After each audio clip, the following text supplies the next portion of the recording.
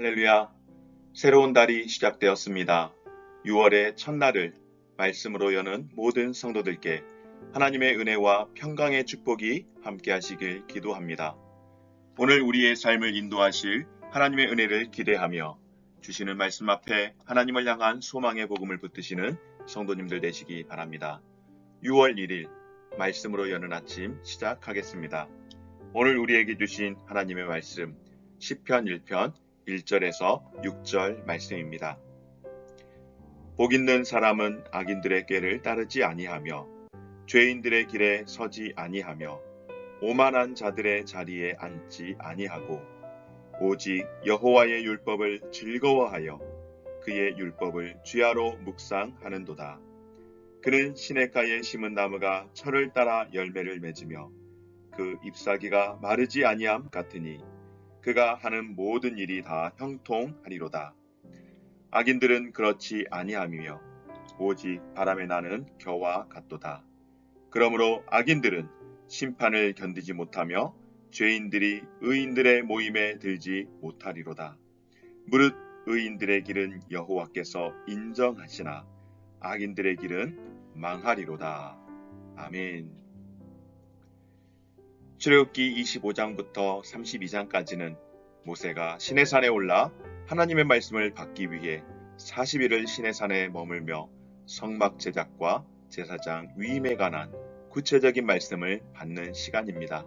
그래서 오늘부터는 모세가 시내산에 머무는 동안 출애굽기를 잠시 접어두고 시편 말씀을 2주간 묵상하겠습니다. 사랑하는 여러분, 종교개혁자 마르틴 루터는 시편을 가리켜 성경의 모든 것을 가장 아름답게 집약한 작은 성경, 성경 안의 성경이라고 말한 바가 있습니다. 그래서 시편의 장르를 보면 찬양과 기도의 시로 구성이 되어 있지만 내용 면에서는 율법, 역사, 예언, 지혜, 묵시신앙 등 성경의 모든 사상이 총망라되어 있는 말씀이 바로 시편입니다. 특별히 오늘 우리가 함께 보는 시편 1편과 그리고 다음에 볼 2편 말씀은 시편 전체를 망라한 말씀의 핵심으로 시편의 문을 여는 창과 같다라고, 문과 같다라고 할 수 있습니다.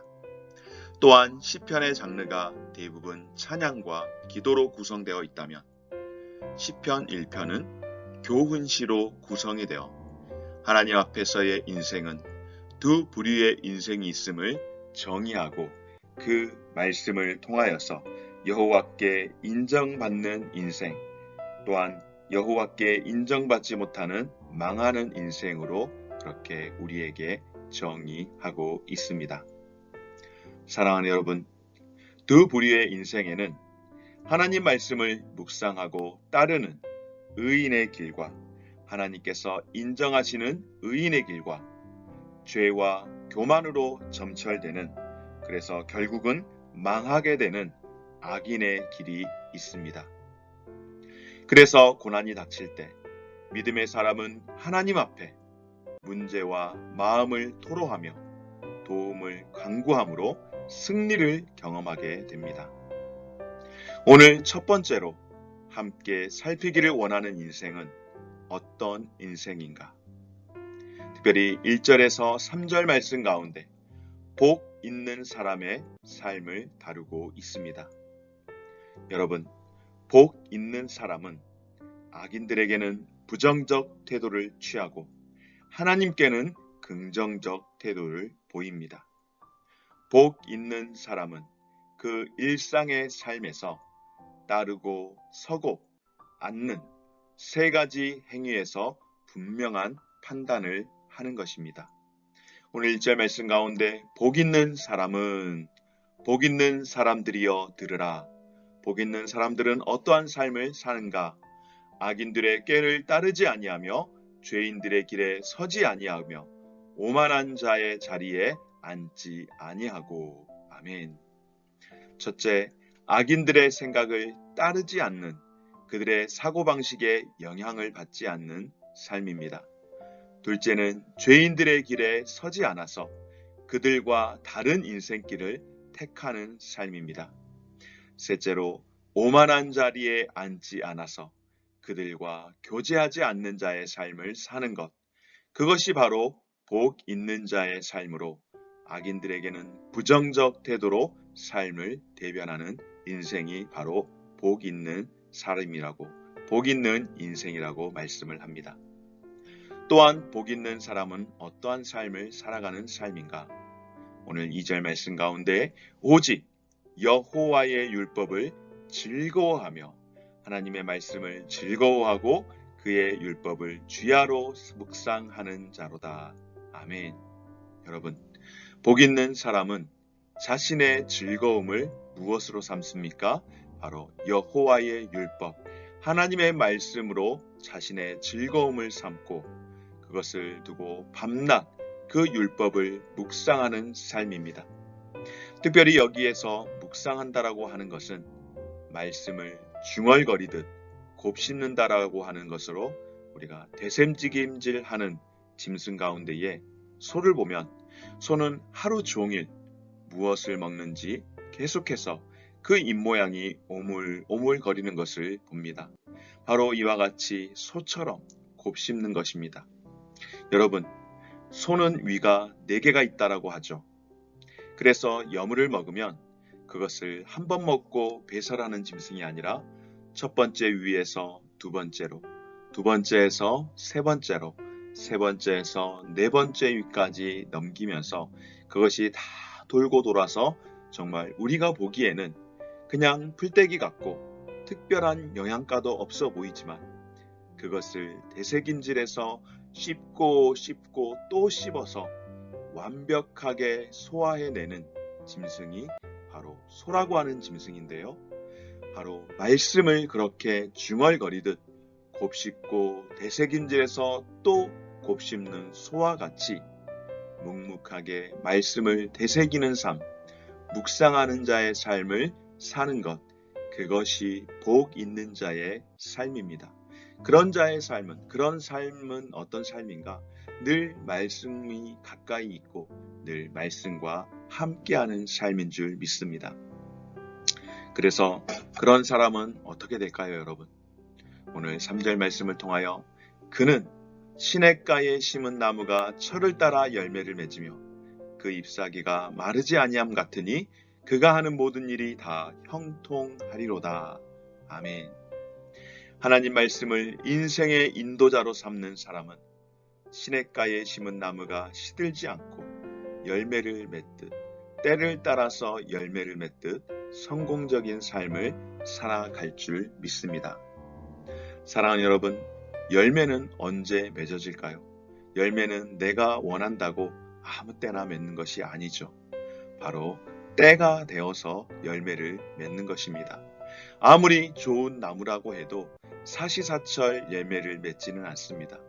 나무가 심겨졌다고 그날로 그 이튿날로 바로 꽃이 피고 열매를 맺는 것은 결코 아닙니다. 때가 되어야 한다라고 하는 것이죠.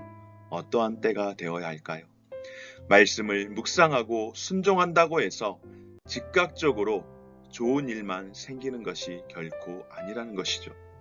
말씀과 함께하는 사람에게도 때로는 어려운 일은 얼마든지 생깁니다. 말씀과 함께한다고 하여서 시험이 비껴가진 않습니다. 때로는 시험도 찾아옵니다. 그래서 중요한 것은 당장의 열매가 아니라 여러분 어떻습니까? 하나님의 정하신 시간, 바로 카이로스의 때라고 이야기하죠. 그 때, 하나님의 때에 기다림을 통하여서 그 기다리는 시간이 다 되어지면 그때가 되어서 그 카이로스의 때가 되어졌을 때 자연스럽게 말씀의 열매를 맺게 하실 줄 믿습니다. 오늘 두 번째 보류는 4절에서 6절을 통하여 보여주는 악인의 삶과 그 결과입니다. 여러분, 악인들은 복 있는 사람과 반대로 행동합니다. 그들은 따르고 서고 앉는 행위에서 전혀 하나님의 말씀을 따르지 않습니다. 그래서 그 결과 어떻게 되어집니까? 그들은 시냇가에 심긴 나무가 같지 않고 시냇가에 심기운 나무와 같지 않고 바람에 흩날리는 겨와 같다라고 말씀을 하는 것이죠. 여러분, 겨를 보셨습니까? 사실 탈곡하지 않은 곡식은 구분하기가 어렵습니다. 다 같아 보입니다. 그래서 퀴즈를 하기 전에는 어떠할까요? 알곡과 겨가 크게 구분되지 않습니다.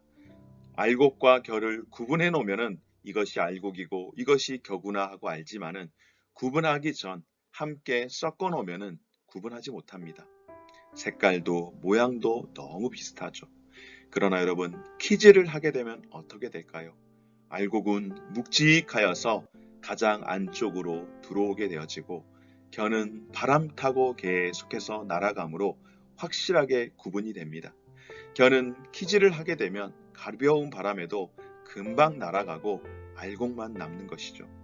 바로 심판의 때, 악인들은 바람에 흩날리는 겨와 같아서 심판의 불을 견디지 못하고 모두 다 태워지고 망할 줄 믿습니다. 겨와 같은 인생은 하나님의 심판을 결코 견디지 못하는 것입니다. 사랑하는 여러분, 그러므로 의인들이 가는 길과 악인들이 가는 길의 종착점은 어떨까요? 결과는 완전히 다르게 되어지는 것입니다. 심판 전에는, 퀴즈를 하기 전에는, 함께 있을 때에는 알곡과 가라지 겨가 구분되지 않지만은, 그러나 종착점에 이르러서는 전혀 다른 결과를 보게 되는 것. 사랑하는 여러분, 오늘 시인은 세상에는 두 부류의 인생이 있음을 우리에게 알려주며 두 부류의 인생의 결과는 완전히 다르다고 말씀합니다. 복 있는 자의 삶을 살도록 우리에게 권면하고 교훈을 하는 줄 믿습니다. 오늘 내가 가야 할 길은 어디입니까? 하나님이 인정하는 의인의 길을 갈 수 있기를 주의 이름으로 축원합니다. 의인의 길, 복 있는 자의 삶을 따름으로 열매를 맺고 형통한 삶이 되시기를 주의 이름으로 축원합니다. 사랑하는 여러분, 제철 과일이 가장 맛과 향이 좋은 것처럼 묵상한 말씀이 열매 맺는 삶의 열매는 우리에게 그리고 다른 이에게 가장 좋은 열매가 되어주고 먹이고 살리는 열매가 될 줄 믿습니다. 이 또한 하나님의 영광이 되는 삶을 사는 것인 줄 믿습니다. 오늘 우리 안에 이러한 복 있는 자의 삶으로 좋은 열매를 맺고 먹여줄 수 있는 형통한 성도님들의 삶이 되어주시기를 주의 이름으로 축원합니다. 기도하겠습니다. 사랑의 하나님, 오늘부터 시작되어지는 시편 말씀을 통하여 특별히 복 있는 자의 삶에 대해서 함께 말씀을 묵상하게 하시니 감사합니다. 복 있는 사람들이여, 복 있는 자들아 들으라. 복 있는 자들은 악인의 꾀를 따르지 아니하고 죄인들의 길에 서지 아니하고 오만한 자들의 자리에 앉지 아니하며 오직 여호와의 율법을 즐거워하며 그 율법을 주야로 묵상하는 자라고 말씀하신 것처럼 늘 우리가 하나님의 말씀 안에 거하며 따르고 서고 앉아야 할 순간을 잘 판단해서 하나님의 뜻에 합한 선택을 하며 살 수 있도록 도와주옵소서.